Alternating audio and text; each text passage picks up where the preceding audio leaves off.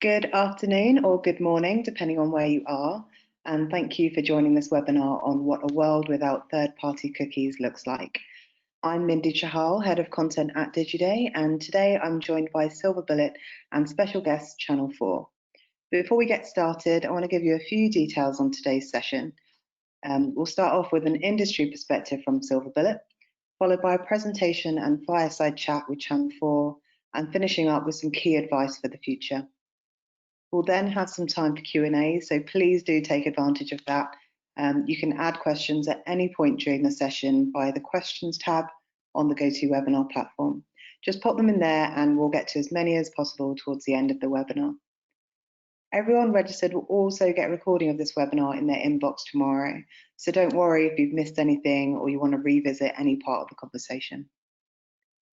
So today's discussion, we're going to be looking at post-cookie challenges that is facing the industry right now.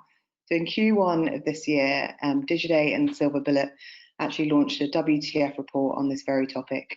We explored kind of how the industry has reached this point and what's in store in the future. So a quarter on, we're now looking at how it's evolved, where businesses are heading and how they're preparing. We'll have talks from Silver Bullet and Channel 4 who are going to detail some of their success today in taking their data strategy to the next level. But now let's do some introductions. So apart from mine, the voices you're going to hear today will be from Umberto Torrielli, Chief Strategy Officer at Silver Bullet, and David Amodio, Deputy Head of Digital and Innovation at Channel 4. And now I'm going to give you a bit of background into Umberto and David's expertise, just to give you a bit of context before we dive into the main session. So Umberto holds over 14 years experience in digital marketing and data technology. His career experience spans across the agency landscape, publisher ecosystem, and the ad tech marketplace, including business advisory management at video-centric tech platform Freewheel, and leading technical services in EMEA for Oracle. In 2016, Umberto co-founded Silver Bullet with his business partners Simon Theakston and Ian James.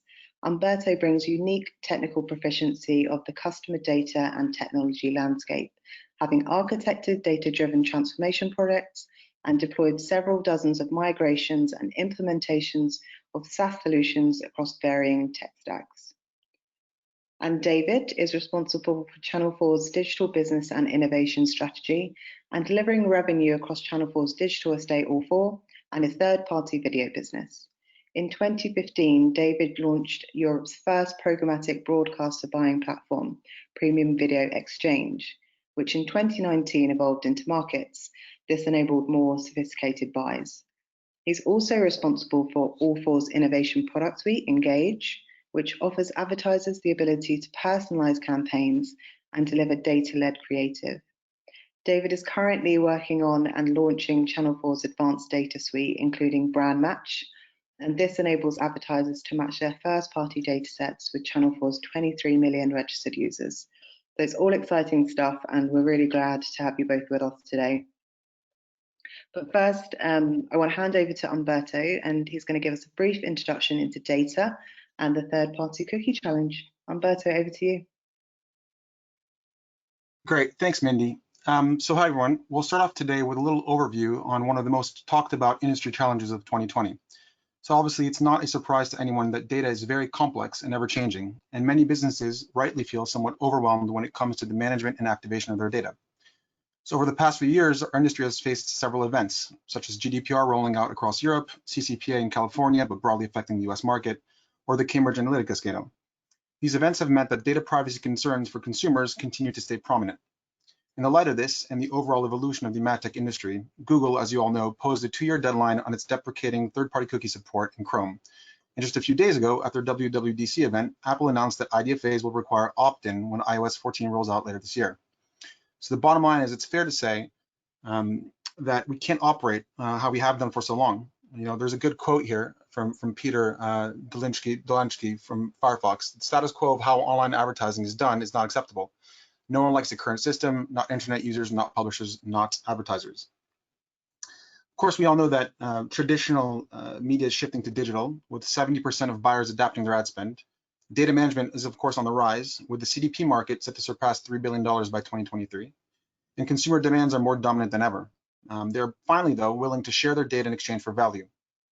What we need to now do is turn challenges into opportunities. From the third-party cookie demise to first-party data-driven futures, from the lack of control to unlocking the value of your data, and from an overwhelmed landscape to seeking specialized partners and future-proof solutions. The future is exciting, innovation is on the rise, and we'll see some incredible data-centric businesses lead the way as we look to navigate uncharted waters together. Speaking of smart data strategies and thinking about value exchange for customers in the future, we're now delighted to chat with David Amodio from Channel 4, a silver bullet client who has taken its data strategy up a notch over the past 18 months to create a sophisticated and future-proof product offering. David? Hi, well, thanks, Umberto. Hi, everyone. I hope you can hear me okay. Thanks for having me on, Mindy, today. So I've been asked to give you a bit of an overview before we kind of get into a Q&A, some of the work we've been doing, but I thought it might be worth just quickly recapping on our data strategy up to this point in time. And then I can kind of take you through all the individual products that we've developed and had a lot of help with silver bullet on the way. So our focus on data began probably about 10 years ago now, back in 2011. And we started to ask viewers to essentially tell us who they were. So we asked them their name, email address, gender, location. And the reason we did this was to make their experience of what was 4OD back then and is now all for more relevant, both commercially and editorially. We made this process mandatory back in 2015, and that essentially means that we've got 100% logged in view of all of our viewers across all of our different platforms. So that data set is we call that our viewer attribute data, but we've also got two other data sources that we can pull on. So we've got viewing consumption data, so we know the content that people are watching, we know the time of day and the device they're watching it on.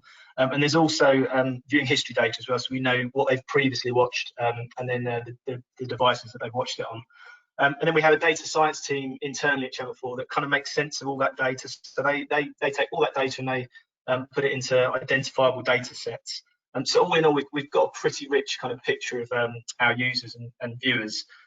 So up to this point in time, we've been offering advertisers the opportunity to buy 3 different products from us to target our viewers. The first of those is contextual or genre targeting. So that essentially means you're targeting them based on the content they're watching. And then there's demographic targeting, which is tapping into that viewer attribute data and targeting them dependent on who they are. So that very much is aligned with kind of how you would buy linear TV as well. And then we added a few years ago interest-based targeting as well. So we have a pretty extensive panel of users that we survey quite regularly, and then we build interest segments and then use lookalike modeling to scale that across our 23 million registered users. But we kind of knew, we had a point in time where we knew that approach wasn't necessarily all we could do, and we wanted to make it more sophisticated. And we felt we had to do that in order to compete for revenue from those tech giants who seem to be gobbling up all the revenue in the market with every year. So we knew that having just some of the best content out there and it being in a really brand safe environment wasn't necessarily enough. And we had to improve on our data capabilities if we were going to compete. So that's why in the last 18 months we've been developing 3 new products, which I'm going to take you through today. So I'll just talk you through them individually one by one, and at the end happy to take questions on any of them.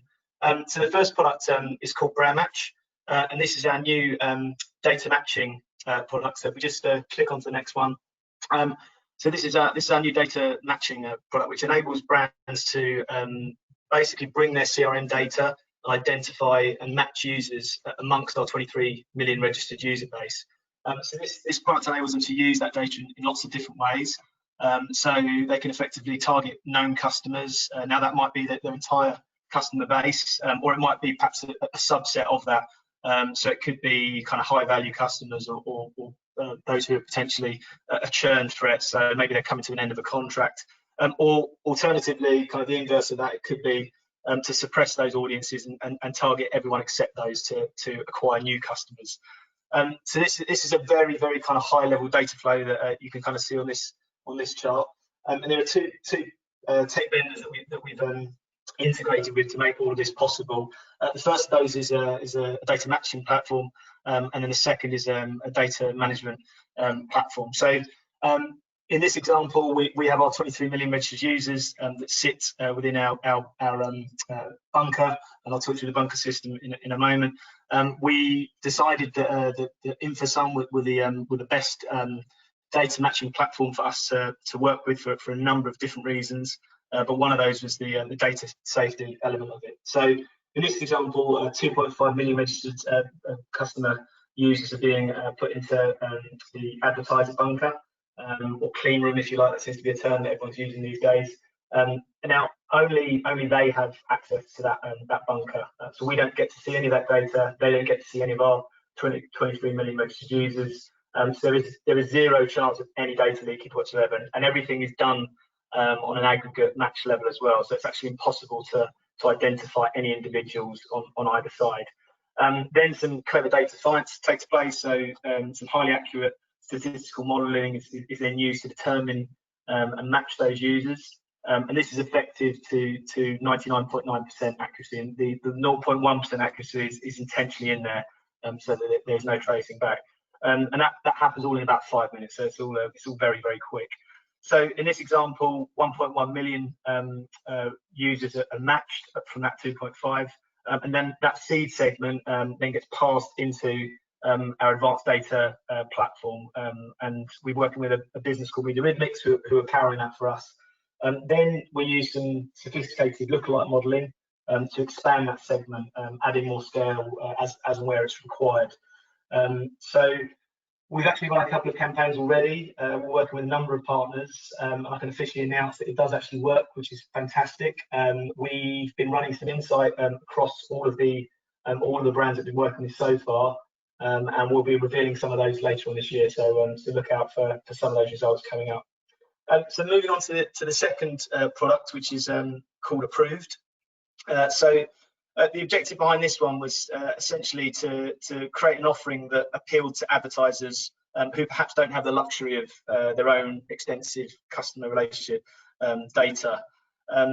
This product enables brands to essentially buy off-the-shelf segments from approved data vendors. So we've done all the due diligence on the data and the collection of it, and some of these data segments might be bought across other publishers as well. We identified Axiom as the data partner that we wanted to partner with.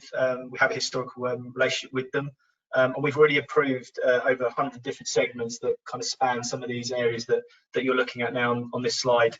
And that went live a couple of weeks ago, so we've got our first few campaigns that are running on there as well, so that's also really exciting.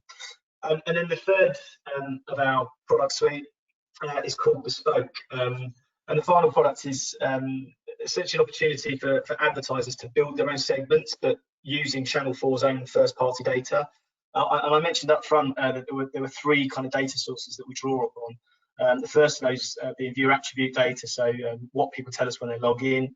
The second being viewer consumption data, so the content they're watching, the platform they're watching it on, and then also viewing history data, so what's happened before, so the platforms they've used and the content they've previously viewed. So this product places all of that data, that Channel 4 data, at the hands of the advertiser, and allows them to start to use their own insights, or perhaps their agency's planning hypotheses to build segments. Or alternatively, they can brief us and give us their kind of campaign objectives, and then we can make recommendations based on the segments that they should use. So I'll just take you through a couple of really quick examples to bring it to life. So the first example, and this we just click on this next slide, kind of demonstrates a population of those three different data sources. So in this example, if a gaming advertiser is releasing a games release, then we would recommend that they target two different segments. The first of those being a gamer interest-based segment, and then the second being a games consoles platform, so PlayStation and Xbox. And in this instance, we'd recommend targeting all of those users, so that there's no need to overlap those segments necessarily, and just target the middle of the Venn diagram, if you like. Previously, this type of campaign would have been potentially targeted against a 16 to 34-year-old audience, which is obviously effective, but reasonably broad, or perhaps just the gamer interest segment, which might be slightly limited in scale. And then if we just go on to the next example.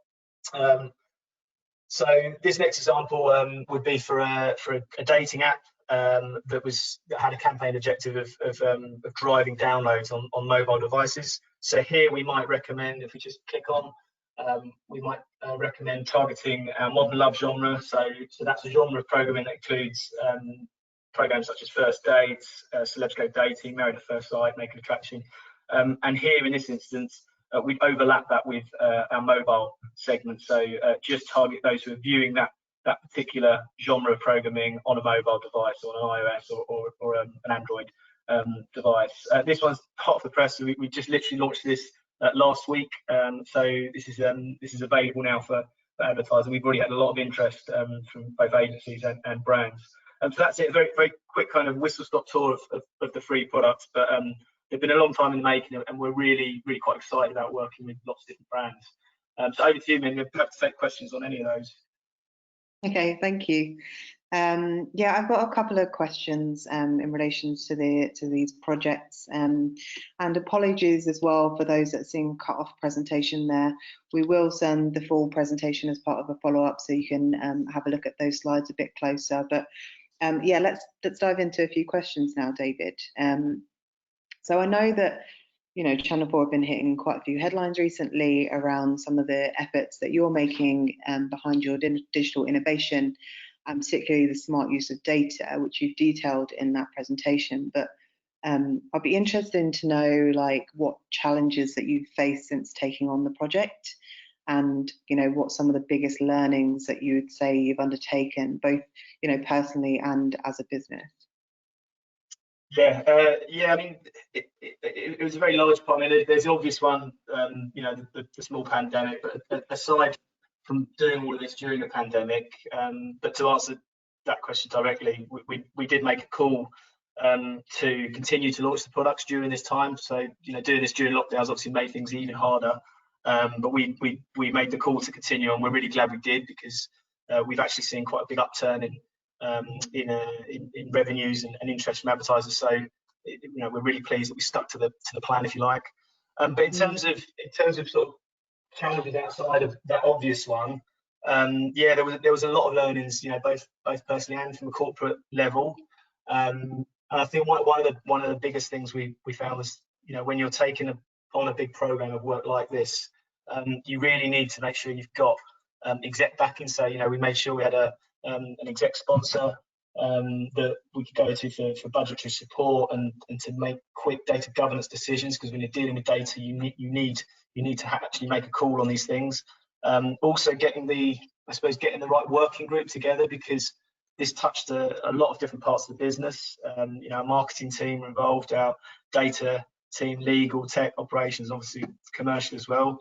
So having the right people around the table to scope the product initially was really key, and make sure that the scope of work that we'd initially put in place was stuck to, because it's quite hard to stick to the scope if you're not careful. You get what's called scope creep, and you can suddenly end up in conversations about what this product might be in 10 years time, 20 years time, and that wasn't what we're there to do. So we really needed to stick to the plan and implement it. And the other challenge we had with time was a huge challenge. With anything like this, it's like a huge building project. Whatever amount of time you think you need, you have to add some on.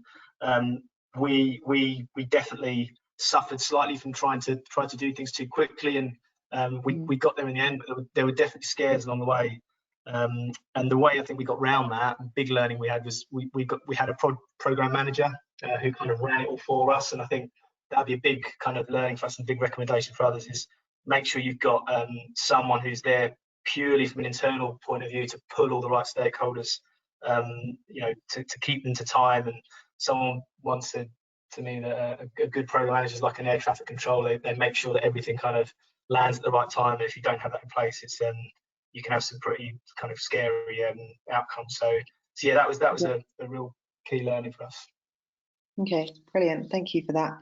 And I know you went through some of the products there, but let's look at kind of the wider picture here. And we had a question in as well that relates to what I'm about to ask. Is let's look at what the products, what problem the products are actually solving, and you know, that step towards a world without third-party cookies for Channel 4.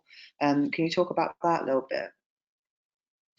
Yeah. I mean, I suppose that we're in a slightly different space to a lot of other publishers, and in that we're kind of already there. So, you know, when we read the news that Google were phasing out third-party cookies, you know, within 2 years, it didn't necessarily scare us in the same way worried others. I mean, as a business, we aren't reliant on third-party cookies at the moment. Our data strategy allows us to have a kind of single view of our customers on regardless of the platform they're viewing on. So we've been committed to a first-party strategy for some time now, and that definitely remains our focus for the foreseeable future. Yeah, okay, great. And you mentioned a couple of partners, quite a few partners in your presentation. Have you got any advice on for the audience in terms of selecting the right partners for this kind of data approach, and any specifications that you have for creating this network of partners? Yeah, I mean, I sort of mentioned up front that we had probably a slightly different set of requirements to perhaps other publishers, in that we didn't need tech vendors to help us collect data and organize data, because we've kind of gone through that process. But what we needed was we needed some expert guidance. So, you know, that's why we got in touch with Silver Bullet to help us make the right decisions. And what we needed the new tech to do was to make our offering much more kind of smarter and sophisticated. We needed to bring in, we kind of had two campaign objectives. The first of those was our commercial offering, which I've talked you through, you know, to build a new product suite that would appeal to a broader range of advertisers and try and win revenue from the tech giants.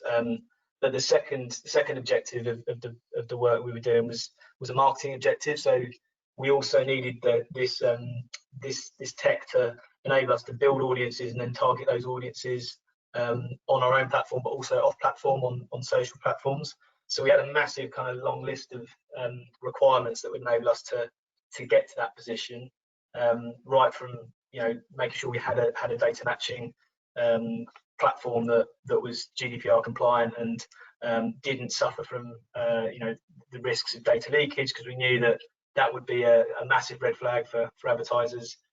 We also needed to enable modeling, but we needed to do that at pace. So we had to make sure we were working with a platform that had a nice user-friendly kind of interface that we could use in the commercial team, because some of this stuff we could do before, but we were reliant on internal departments kind of crunching the data for us. So it would take perhaps 5 days or 7 days to turn some of this stuff around. Now what took kind of 5 days or a week, we can do in about 5 minutes. So yeah, there was a kind of long list of requirements of what this tech had to provide, and making that choice and getting it right was really key. And we're really pleased with the tech choices we made, actually. Okay, brilliant. Yeah, it's good to know how this all works and what you recommend there. But we've got a couple of questions in that are directly related to your presentation. So I'm going to ask some of these now, and then we'll have some time for larger Q&A at the end of the webinar. But I'll ask you this one now. So it says, in your product explanation, you mentioned that you are able to see the device that a user is using to watch Channel 4 content. Just to clarify, does this mean that you leverage device ID as an identifier as well, in combination with your other identifiers? And second part, does this then enable cross-device identification? Yeah, I mean, yeah, the short answer to that is because we have a logged in user, whichever device they're logged in on, we can identify that piece of tech that they're using. So we can then keep that historical data. We know that if they log in to watch, you know, an episode of Bake Off on their mobile device, we know in the future that they have done that. So we can then target that individual in the future as an iOS mobile user. So yes is the short answer. What was the second part of the question? Sorry. So the second part was, does this then enable cross-device identification?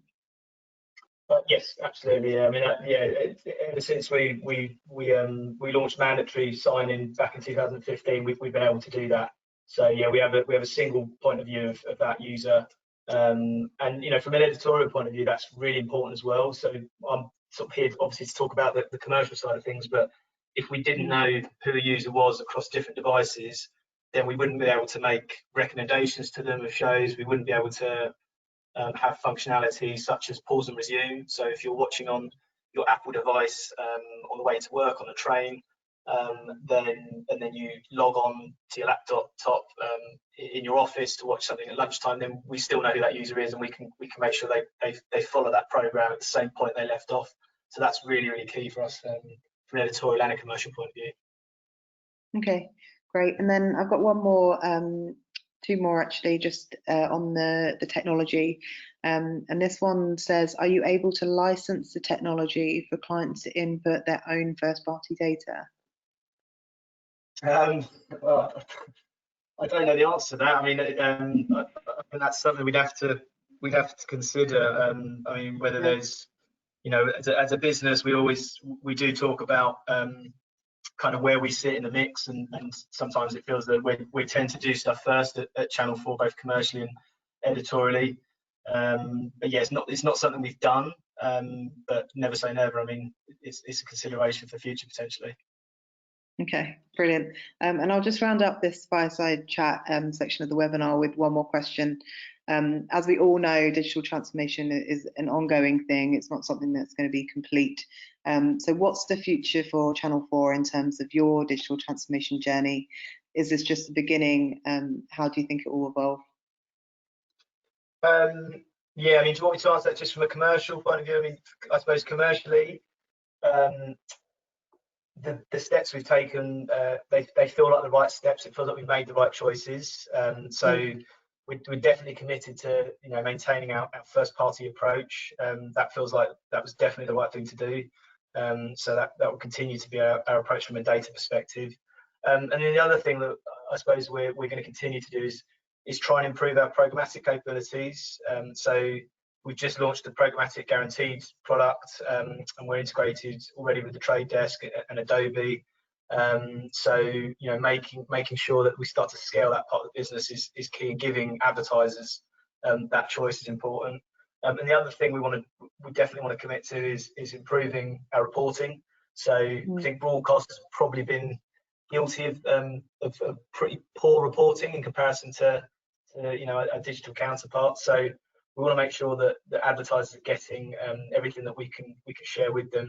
As long as it's not sensitive, then that's something we want to continue to do. And our kind of overall, I suppose, mission is to just make it as easy as possible for advertisers of all types to access our inventory, and whether that be by the choice of DSP that we give them, or whether it be by developing a self-serve portal in the future that they can buy our inventory from. All those things are really kind of core to our kind of future commercial strategy. Okay, brilliant. Thank you so much, David. We'll have some time for some more questions later, so please keep these coming. You can use the questions tab on the GoToWebinar platform, but for now, I'd like to come back to Umberto to give us a view on what the future looks like and what's to come. So Umberto, over to you. Great, thank you, Mindy. Thank you, David. So yeah, I think it's clear that businesses like Channel 4 are already putting the wheels in motion to achieve a data smart cookieless future. And we'd like to think of it as kind of heading back to the future as we start to see proven traditional methods evolve and become central to our strategy. And I think what we think about a lot is that, of course, first party data is key in leading any data smart strategy. The more you have the more first party data you have, and the better control you have over your first party data, the better you're set for that future. Traditional methodologies are definitely coming back to the fore to drive personalization and relevance at scale, and we're seeing that with contextual, and we're seeing that with other methodologies as well. And of course, businesses are demanding kind of a new type of partner to help them win with data and intelligence. Now, of course, that's nothing new and has been said for years now, but I think as Anthony from Syzygy says, now more than ever, the industry needs to think beyond clicks and channel silos towards richer contextual creative that drives engagement. And we feel really strongly about this. We feel very strongly at Silver Bullet that and the future of kind of where we're going and as an industry is very much reliant on a very strong contextual and content-based strategy that is fueled by first-party data insights. And with that, I think what we'll see certainly is stronger contextual intelligence and targeting. So the evolution of existing platforms or new players in the market. We think that universal IDs, both powered by either publisher consortiums or by machine learning, and we work with several partners in this space that are developing their own technologies to stitch together first-party IDs in order to drive these kind of universal IDs and the adoption of them. And the smart usage of first-party data to make really smart targeting decisions are really where the industry is going to be going. I think ultimately the way we look about it again is that there are 5 main considerations around what we need to think about when we can look at what's going to happen over the next few years. So first of all, plan for the cookieless future now. I mean, having the right partners in place today ensures a seamless transition later. Don't wait. Make sure that your brand is protected from harmful and unsuitable environments and the technologies that are not future-proofed. I think what's also very important is that you need to think about whether or not you're building custom contextual segments that are aligned with your unique sub-brand.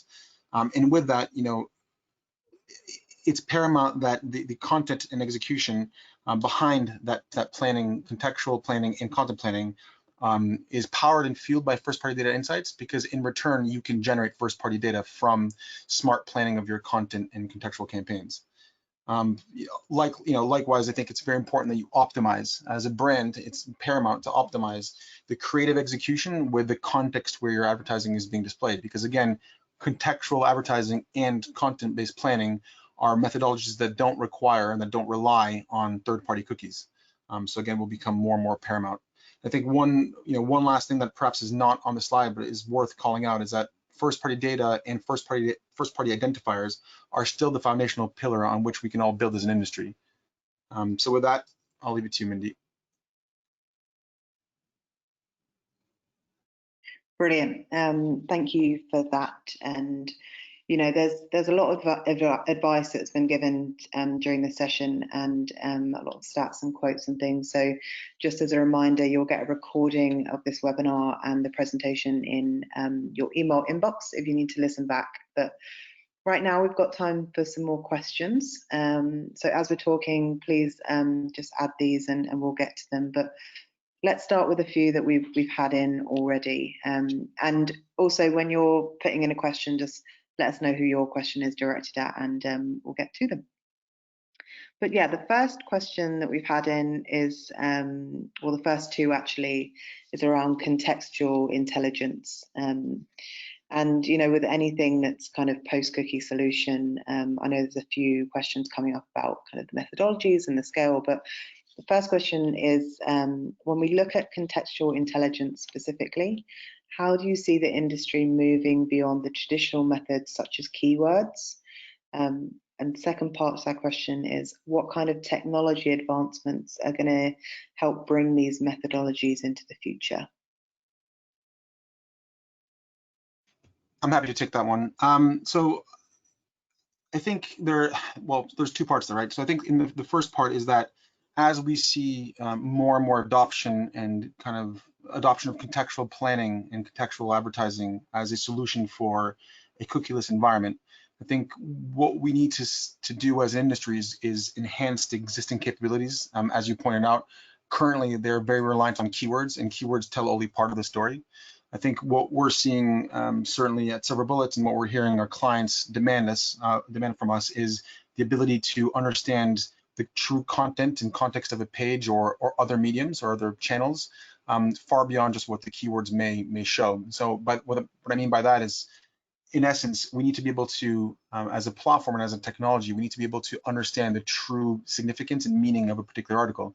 And that's even more relevant today, given the current environment. So, when we look at content that is potentially negative around, either the pandemic we're currently all undergoing, or some of the more, difficult topics that we were seeing from in the US and now obviously globally, we need to make sure that the content where our brands are being presented is thoroughly vetted, and that the true significance and meaning is being, questioned when we're placing a bid as a brand on a particular ad slot.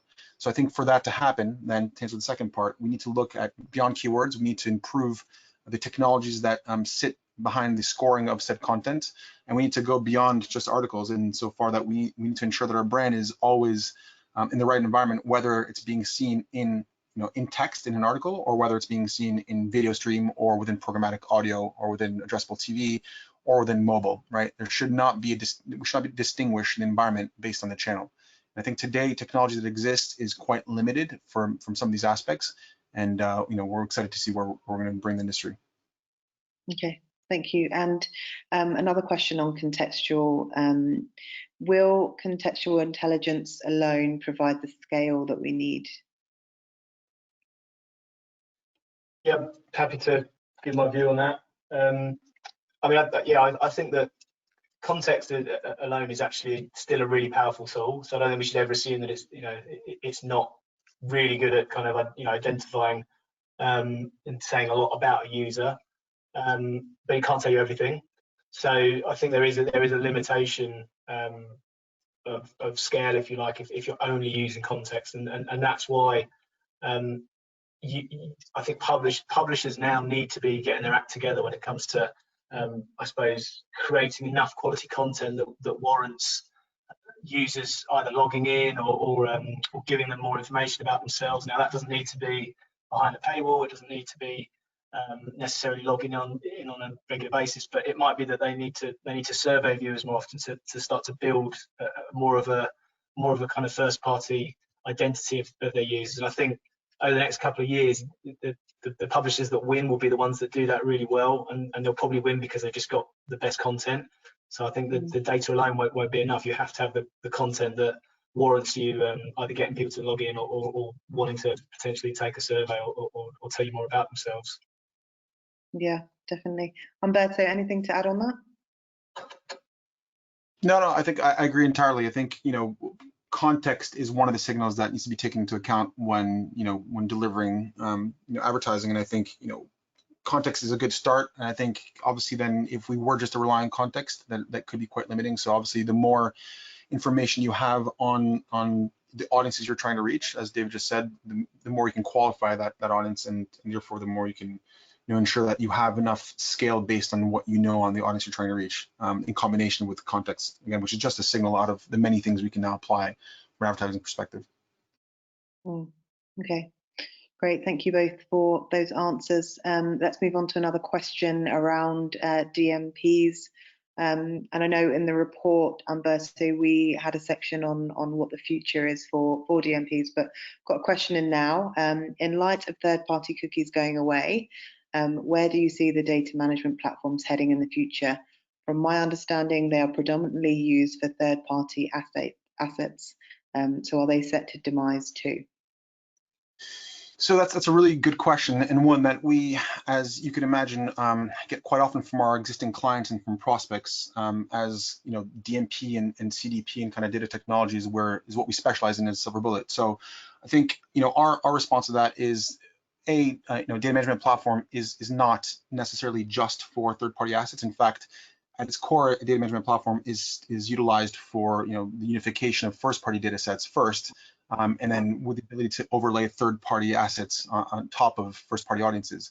And of course, those third-party audiences are reliant on third-party cookies, as is the first-party data into a DMP. So the trouble there, of course, is that DMP as it currently stands runs the risk of not being able to to face the cookieless future that we're all facing, right? But I think the reality is that a DMP still has its place within a technology stack, but I think increasingly the CDP is where we see the industry moving to. And I think for the existing DMPs in market, we're seeing either those DMPs bolster their capabilities with CDP-like capabilities, or likewise we see those DMPs sort of evolving, if you will, into some of the capabilities that a CDP presents, a typical CDP platform presents, which does not have the types of limitations that a DMP does with regards to how they operate technically. So I think there is a place for DMP still for years to come. I think as they evolve, we'll have to see where we net out. But ultimately, these types of platforms are not going anywhere. It's just a case of how much they'll adopt to to the future that we all face. Okay, great. Another question on, marketer spend and where that's shifting in terms of third party to first. So, Umberto and David, I think you probably both have something to say on this, but the question is, there's always been an unsaid agreement across the industry that third party data's accuracy and quality is below average. Yet marketers spend a lot of cash for these uncertain profiles. Where do you see the shift of marketer spend heading? Do you want to take that, or do you want me to take that? I mean, from our point of view, hopefully to the publishers, like I said before, that have the quality content and have the quality data, that's the logical place for that budget to go. There's no doubt that the walled gardens will no doubt continue to thrive. So, but whether those walled gardens are the big tech giants or whether there's us as a more localized broadcaster that operates in a walled garden, you'd hope that a lot of the budget that's going into some of the guessing game, if you like, will start to move towards known data sources and quality content. And I think there's definitely a need to, I suppose, stop trying to share your data and start trying to match your data instead. I think that will be the big leap that happens. Okay, great. Yeah, do you want to add?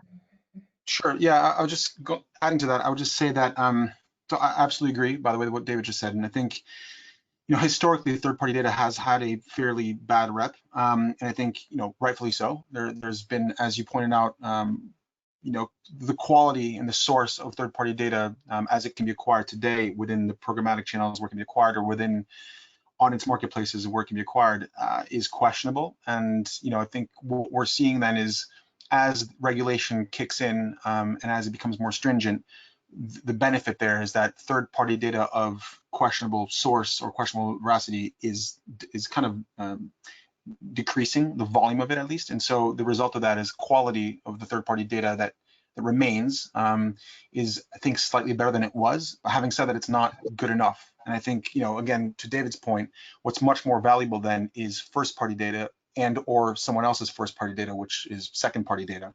And I think the more we start to rely on second-party data opportunities, which again are just someone else's first-party data, the more accurate and the more comfortable and confident we can feel in regards to using that data and those data sets in programmatic executions or for customer journey orchestration. So ultimately, long story short, third-party data is probably not going to go away entirely.